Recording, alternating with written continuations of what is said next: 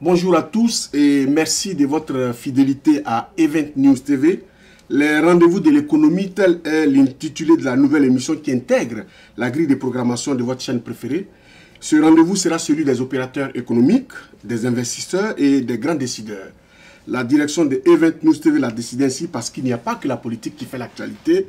Et nous recevons ici donc toutes les personnalités porteuses de projets novateurs. Aujourd'hui, en toute exclusivité, nous recevons M. Arsène Roger-Ga. Bonjour, M. Roger. Bonjour. Et merci d'avoir accepté notre invitation. C'est avec plaisir. Merci. Alors, avant d'aller plus loin, nous allons prendre le temps de présenter notre invité qui a une carte de visite très longue. Et on va dire à notre spectateur à qui nous avons affaire. Il est expert international en consultance et intermédiation économique, financière et politique. Roger-Ga est aussi directeur fondateur du cabinet de lobbying Advance Africa, qui est basé à New York. Il est aussi vice-président de la Chambre de commerce panafricaine à Bruxelles et surtout directeur de société. Roger-Ga, qui est aussi conseiller de plusieurs chefs d'État et porteur de grands projets pour l'Afrique. Il est actuellement à la manœuvre pour la tenue du sommet mondial de l'investissement africain qui devrait se tenir les 24 et 25 novembre prochains à Londres. C'est donc un plaisir, un grand plaisir d'ailleurs pour nous de recevoir M. Roger-Ga et avec lui nous allons aller au fond de cette question économique. En tout cas, merci d'avoir accepté notre invitation. Ça a été un plaisir pour moi et je vous remercie aussi de m'avoir invité. Merci beaucoup. Les Africains qui vous regardent aujourd'hui ont envie de savoir qui est réellement, malgré tout ce que nous avons dit, Roger-Ga. Comment est-il parvenu à ce stade et en quoi consiste concrètement le métier d'expert en consultance et intermédiation économique, financière et politique qu'il exerce? Effectivement, j'embrasse beaucoup de choses à la fois. Mais pour vous situer un peu sur ce que je fais, ce que j'ai toujours fait jusqu'à maintenant, c'est que quand j'étais aux États-Unis, j'ai compris que par la loi 501, la loi 501, on avait la possibilité de négocier des fonds pour l'Afrique et des fonds non amortissables. Pourquoi est-ce que je suis d'abord mis sur ce créneau? C'est parce que j'ai compris très tôt que nos pays n'avaient pas les moyens de donner les garanties qui leur étaient exigées par les grands financiers, par les grands groupes pour venir investir en Afrique. Et ces fonds non amortissables, pour pouvoir avoir accès à ces fonds, il fallait être cautionné par un sénateur et créer un cabinet de lobbying. J'ai eu la chance de rencontrer le sénateur de Brooklyn qui m'a permis donc de créer ce cabinet de lobbying et tout est parti de là. Les relations sont commencées à se tisser et puis bon, c'est vrai qu'au début, avec l'enthousiasme débutant, je pensais pouvoir tout faire. Mais aujourd'hui, je pense que j'ai acquis une certaine conscience de la chose qui me permet de voir comment me positionner, ou du moins positionner un pays pour tel ou tel projet. Monsieur Roger-Ga, vous êtes ivoirien. Oui. Ça, c'était une précision à faire. Et récemment, en compagnie des récipiendaires des renoms comme Didier Drogba, icône du football mondial, on vous a décerné un prix en Côte d'Ivoire, un prix dans la catégorie des meilleurs entrepreneurs par une agence de communication. Comment vous avez accueilli cette récompense qui vient sans doute couronner votre engagement de bonne loi dans le milieu des affaires? D'abord, je tiens à remercier ici ceux qui ont bien voulu penser à moi pour ce prix, c'est Diaspora Communication.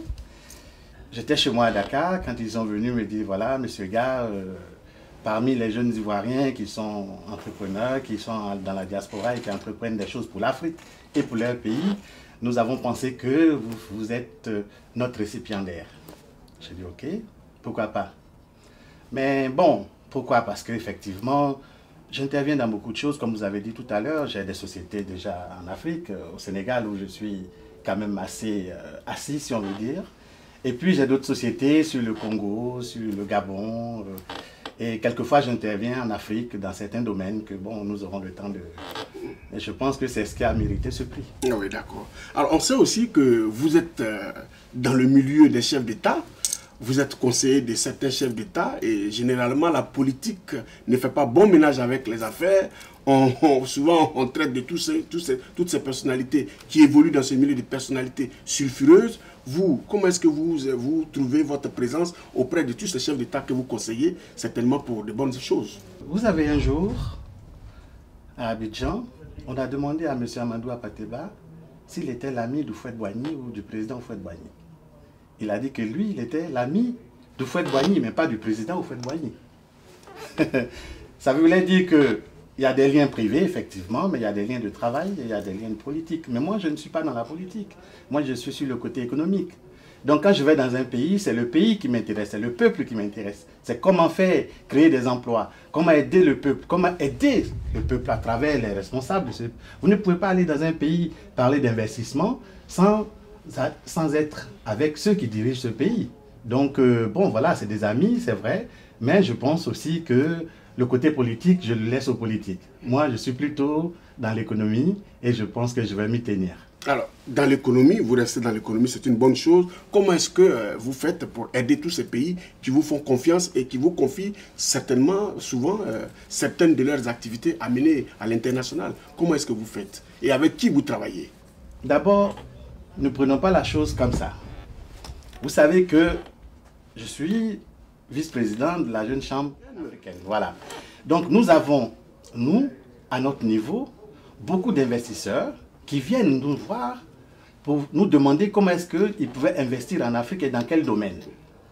Partant de là, je donne un exemple. Par exemple, il y a un groupe omanais qui m'ont contacté par le biais de leur succursale qui est au Canada parce qu'ils voulaient, par exemple, ils ont 11, à travers le monde, ils ont 11, comment dirais-je, raffineries. Et ils voulaient faire des raffineries en Afrique. Alors, ils sont venus nous voir, demander quel pays on aurait pu leur conseiller. Je leur ai conseillé le Congo, puisqu'étant plus grand producteur de pétrole que mon pays, et je pensais, et puis ayant aussi des liens d'amitié avec ce pays, je pensais qu'il fallait que je leur conseille ce pays. Donc, le plus souvent, c'est les investisseurs qui viennent vers nous, et nous voyons dans quel pays ils peuvent faire affaire, et surtout, quel est le pays où il y a le plus de besoins dans le domaine qui les intéresse. En clair, vous faites de la mise en relation. La mise en relation, de l'intermédiation, si vous voulez, et du lobbying. C'est ça le lobbying, en fait. Voilà, tout ça, c'est ce qu'on appelle faire du lobbying. Et pour les investisseurs, maintenant, effectivement, il y a quelques États qui ont des projets et ont besoin de financement. En ce moment, d'ailleurs, c'est pour ça que nous devons faire le sommet mondial des investissements bientôt. Vous venez d'en parler. Oui, ce sera en novembre. En novembre, là où on va mettre en face les investisseurs et les pays qui sont dans le besoin des investissements, si vous voyez ce que je veux dire. Ce jour-là, ils seront là, ils vont discuter, ils vont venir. On a déjà fait l'année dernière. Il y avait plusieurs chefs d'État. Il y avait le président Kagame, il y avait le président Faure du Togo, il y avait le président de Lungada de Tanzanie. Cette année, on espère 15 chefs d'État ou 20, je pense. Ils viendront avec leur ministre des Finances, ils viendront avec leur ministre, avec leurs directeurs généraux, des secteurs qui sont demandeurs d'investissement. Et là, nous les mettons en face des investisseurs, hein, la Banque mondiale, la Banque européenne d'investissement, tous les grands groupes d'investisseurs. Mais justement, M. Roger Ga, on sait par exemple que vous menez des fonds, plusieurs activités. Vous êtes vraiment un homme très engagé dans l'économie. On a appris que, comme vous le dites, que vous préparez par exemple le sommet mondial de l'investissement africain qui devrait se tenir en novembre, comme on l'a dit tantôt. C'est ça. Très bientôt, vous envisagez aussi de mettre en place une bourse des affaires qui pourrait être une plateforme d'interconnexion entre les porteurs de projets et les financiers. Ensuite, on note sur votre agenda la préparation d'un forum international sur la problématique environnementale, notamment sur la question de l'eau. Alors concrètement, comment comptez-vous mettre en musique tous ces projets qui, évidemment, auront beaucoup de retentissement dans vos activités? D'abord, c'est quelque chose que je ne ferai pas seul. Vous savez que on travaille bien quand on est bien entouré. D'ailleurs, je ne suis pas arrivé aujourd'hui dans vos... Oui, vous êtes arrivé dans nos locaux avec deux de vos conseillers. Deux de mes conseillers, deux de mes proches collaborateurs. Non, c'est simple. Vous savez que la bourse comment dirais-je, des affaires, j'y ai pensé. Pourquoi? Parce que je suis africain, je suis ivoirien, je suis de la diaspora. Beaucoup n'ont pas eu la même chance que moi. Aujourd'hui, peut-être, j'ai la chance de brasser beaucoup de choses, de faire des affaires. Mais j'ai des parents, j'ai des amis qui sont par exemple ici aujourd'hui en Europe, qui ont des projets, mais qui n'ont pas les financements pour ces projets. J'ai des frères, j'ai des amis, il y a des jeunes cadres, des gens qui sont allés, qui ont fait des universités, qui ont fait l'université plus tôt, et qui aujourd'hui n'ont pas su le plan du travail, n'ont pas eu le travail, et ils sont là, mais par contre ils ont des projets. Alors cette bourse, voyez-vous, j'y ai pensé parce que je me suis dit que bon, aujourd'hui, je connais beaucoup d'investisseurs. Alors, je vais créer cette bourse, mettre en place, le siège sera à Genève, et puis dans tous les pays africains que je fréquente, mettre une succursale. vous avez un projet, vous venez, vous déposez votre projet, on l'étudie. Il y a 3 critères. Le premier, il faut que le projet soit viable et qu'il soit créateur d'emplois.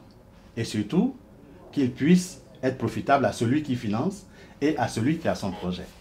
Voyez-vous, à partir du moment où votre projet va remplir donc ces 3 critères, on prend votre dossier et on le dépose auprès d'investisseurs que, préalablement plutôt, nous avons déjà identifiés. Voyez-vous, comme ça, vous avez la possibilité, mais il y aura une société qui va soutenir le projet. Et dans cette société, on vous donnera des parts. Hein, c'est sûr qu'on ne va pas vous donner 50% de parts parce que celui qui vient financer, bien sûr, on va vous donner des parts. Et si vous avez le niveau de travailler dans la société, de prendre des responsabilités dans la société, vous les prendrez. Mais par contre, vous aurez quand même vos parts dans la société. Si vous n'avez pas le niveau et que le projet est vraiment important, alors là, nous avons des gens qui vont vous aider donc, dans cette société-là à mener à bien ce projet. Vous voyez, c'est à ça que va servir la bourse. Cette bourse-là pour aider mes frères, la diaspora, comme mes frères qui vivent en Côte d'Ivoire ou en Afrique, un peu partout. En ce qui concerne l'environnement? Alors, voyez-vous, aujourd'hui en Afrique, la plupart des maladies que nous avons partent de l'eau. Et puis, vous pouvez vous renseigner, aujourd'hui, beaucoup d'argent est dépensé pour soigner ces gens qui sont atteints de ces maladies-là. Alors, qu'est-ce qu'on s'est dit? Pourquoi ne pas prendre la chose à la base? Alors, nous avons pensé, mes amis et moi, faire ce qu'on appelle un forum sur la potabilité de l'eau. Nous avons déjà vu plusieurs personnalités, dont Bill Gates, le président Lula. On a vu tous ces gens-là et on leur a dit, bon, écoutez, on va choisir un pays. On avait d'abord pensé au Gabon. On voulait le faire au Gabon, c'était l'année dernière. Et puis, le temps n'a pas permis aux uns aux autres de pouvoir réaliser ce projet. Mais là, je suis en train de voir si on ne peut pas le faire en Côte d'Ivoire. Et comme ça, chaque 2 ans, hein, tous les pays qui viendront, on a pensé à 21 pays qui vont venir, les pays d'Afrique qui viendront, les chefs d'État viendront, les ministres concernés viendront. Et puis, chaque 2 ans, c'est-à-dire qu'à la fin du forum, un pays se désignera lui-même, s'il se sent capable d'organiser l'événement chez lui, il se désigne, et 2 ans après, on ira dans ce pays-là pour voir ce qu'il a fait lui-même déjà dans son pays. Pour dresser le bilan de ce qu'il a fait lui-même dans ce pays. Voilà, ce qu'il a fait lui-même dans son pays, pour que ça serve d'exemple à ceux qui, prochainement, viendront encore pour voir comment assainir l'eau et tout ça dans leur pays. Vous voyez qu'aujourd'hui, on parle de l'environnement, on parle de... Et tout ça, ça rentre dans ce cadre-là. Hein, le bien-être des Africains, je pense que nous devons y penser dès maintenant. Vous avez entièrement raison, M. Roger Ga, mais avec vos entrées dans les différents milieux économiques mondiaux, comment la Côte d'Ivoire, le pays dont vous êtes originaire, et les entreprises ivoiriennes peuvent-elles profiter, on va dire tirer profit de votre important carnet d'adresses? Comment ils peuvent réussir à se greffer à vous pour bénéficier de tout ce que vous avez comme relation? Bon, déjà, vous voyez, je suis consultant Afrique du groupe Morel et Prom. Et le premier pays auquel je pensais... C'est un grand groupe que vous citez là. Oui, c'est le 2e groupe pétrolier de France. Hein? Donc, le premier pays auquel je pensais dans l'expansion des projets donc, de Morel et Prom sur l'Afrique, je pensais à la Côte d'Ivoire. Donc, je suis allé en Côte d'Ivoire avec les représentants de Morel et Prom. Nous avons rencontré les dirigeants de la Petroci. Vous savez qu'avec le prix du pétrole qui a chuté un peu, je pense que on a fait un petit backup, mais on va revenir en Côte d'Ivoire. Et puis, il y a d'autres projets. Mais vous savez, messieurs, je vais vous dire, c'est vrai que je travaille sur plusieurs pays, mais je travaille le plus souvent sur la base de mandats. Le forum que nous avons organisé en Belgique, aux ACP, au siège des ACP, avec la Chambre de commerce panafricaine, beaucoup d'investisseurs sont venus vers moi. Et quand je parlais de tel ou tel pays, ils me demandaient, monsieur, est-ce que vous avez un mandat de ce pays? Donc, j'étais obligé de montrer des mandats que j'avais pour ces pays-là pour pouvoir en parler. C'est le fonctionnement normal du milieu des affaires. C'est le fonctionnement normal du milieu des affaires. Mais quelquefois, certains pensent que quand on donne un mandat, il faut le cacher. Non, le mandat, tu ne peux pas le cacher, puisque le mandat est fait pour vendre le pays. Et puis, ce n'est pas seulement les gouvernants, ce n'est pas les ministres, ce n'est pas les directeurs généraux qui doivent vendre leur pays. Nous aussi, nous avons cette responsabilité-là. Quand tu aimes ton pays, tu n'as pas besoin que, voilà, que tu sois des responsabilités pour aider ton pays. Moi, je pense, franchement, c'est à ça que j'ai pensé. Pour vous, c'est une sorte de patriotisme économique. Voilà. Donc, ce n'est pas une nécessité que j'ai le mandat de Côte d'Ivoire ou pas. Je ferai ce que je vais faire, mais c'est encore un double plaisir pour moi d'avoir ce mandat parce que c'est mon pays et que tout ce que je veux faire, ce serait bien que je commence par mon pays. Alors, on parle de la Côte d'Ivoire, on va rester en Côte d'Ivoire, et là-bas, on parle beaucoup d'émergence. Vous avez certainement dû entendre parler de ce concept. Pour les observateurs, tant que les problèmes politiques et sécuritaires ne seront pas réglés, cette volonté du gouvernement ivoirien ne sera au final qu'un simple slogan. Alors, vous qui êtes très souvent entre deux avions, vous qui allez un peu partout, qui rencontrez des hautes personnalités du monde économique, comment est-ce que les gens perçoivent aujourd'hui la Côte d'Ivoire? Et puis, vous-même, avez-vous le sentiment que la Côte d'Ivoire peut parvenir à cette émergence dont on parle aujourd'hui avec beaucoup de bruit en Côte d'Ivoire? Voyez-vous, j'étais en Côte d'Ivoire il y a quelques jours pour recevoir un prix. Et je n'étais pas seul. Nous étions 10 récipiendaires. Et ce jour-là, quand j'ai regardé la salle, je me suis dit que c'est possible. L'émergence peut ne pas être un rêve pour la Côte d'Ivoire. Quand je vois tous ces jeunes, tous ces hommes qui essaient d'entreprendre, de créer quelque chose pour leur pays, je pense que nous avons besoin de ça pour l'émergence. Vous étiez en compagnie de Didier Otokoré, un ancien international qui aujourd'hui a retourné à la terre. Qui a fait une très bonne chose, qui est retourné à la terre, qui fait aujourd'hui du riz, qui vend ce riz en Côte d'Ivoire, qui est prêt à le vendre à l'international. Ça, c'est des choses qu'il faut saluer. Il y avait aussi un jeune qui avait inventé, je ne sais plus, une tablette qui pouvait, je ne sais plus si c'est pour la santé ou quelque chose, mais ça, c'est des choses phénoménales. C'est phénoménal, oui, phénoménal. exactement. Et moi, j'ai apprécié tout ça. Alors, l'émergence peut ne pas être un rêve pour l'Afrique. Et surtout que nous avons un chef d'État aujourd'hui qui y croit. Vous voyez-vous, je suis très fier que chaque fois, quand je parle des 19 projets qu'il a essayé de mettre en œuvre pour la Côte d'Ivoire, pour l'émergence de la Côte d'Ivoire, je vais vous dire une chose. L'émergence, on en parle partout.